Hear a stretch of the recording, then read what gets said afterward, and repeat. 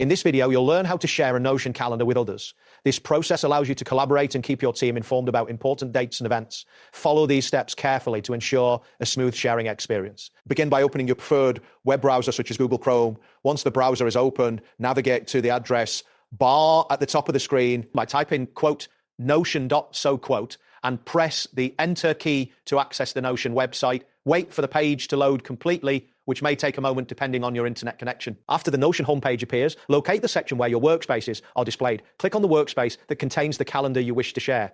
This will take you to the main dashboard of your selected workspace. Ensure that your calendar is visible in this area before proceeding. Next, find and click on the specific calendar you want to share. This action opens the calendar view where you can see all the events and tasks you have scheduled. Make sure the calendar is fully loaded so you can access all sharing features. Now, look for the option labeled Invite to Notion Calendar. This can usually be found near the top right corner of the calendar interface. When you click this option, a new dialog box will appear, allowing you to invite others to view or edit the calendar. In the dialog box, you will see a question that asks, who else would benefit from Notion Calendar? This is where you will identify the individuals you wish to invite. Click on this prompt to proceed to the next step. Once you've clicked on the prompt, select the option that says Invite Friend or Teammate.